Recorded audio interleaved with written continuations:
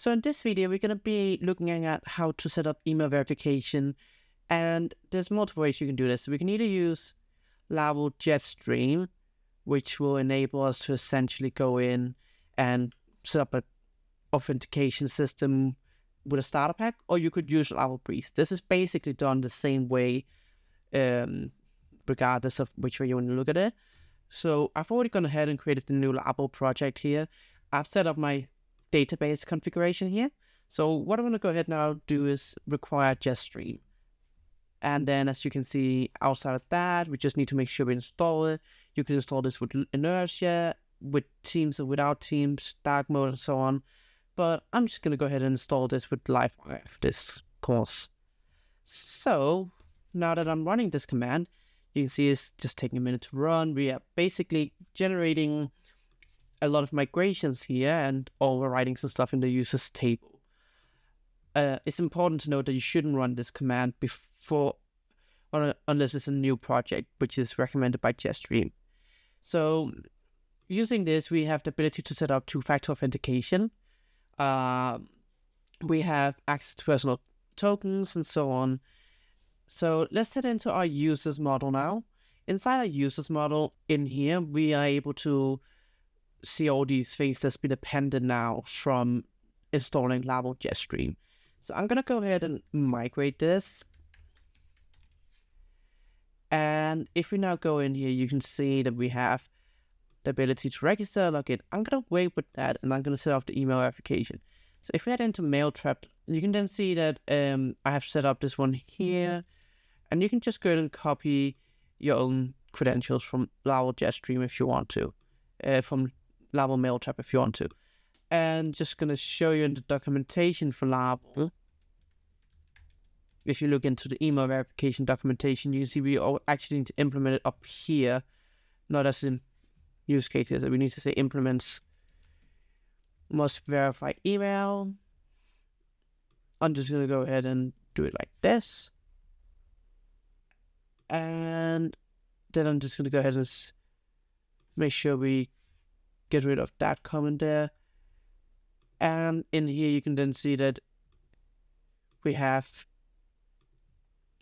this issue here, because let's see if I go ahead and remove it here and then re-import it. You'll see this works fine. Just PHP still acting up a little bit. So now we're able to essentially verify the email upon registering. So if I go in and say register and say, I'm gonna put in a random email address here. Just click register. Okay, so we now get this issue here, verification.verify has not been defined. And the reason for that is because inside fortify.php, in here we need to actually enable email verification. But the same inside Jetstream.php, sometimes you will need to enable it in here.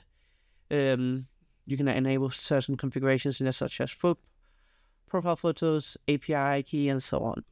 But with that sorted now, if I go ahead and refresh, you'll then see that the email has already been taken because I just refreshed in here. But if I go ahead and close this account off, and I just try to register again,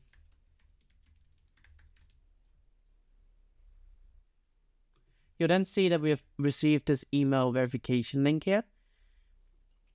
And that's basically how we do it. But you may want to customize this. So how do we do that? How can we actually go in and customize email verification?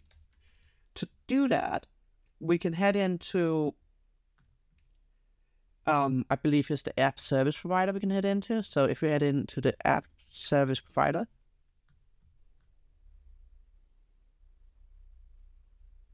sorry, it's the auth service provider we need to head into.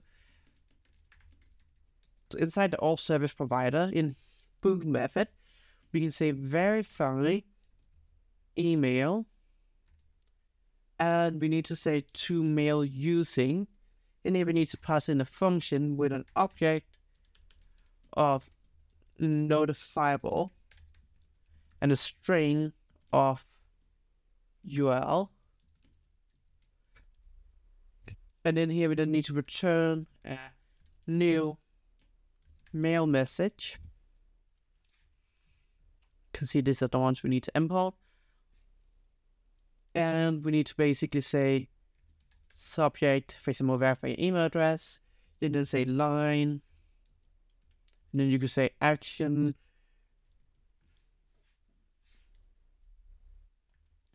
And then that way we can basically customize this here.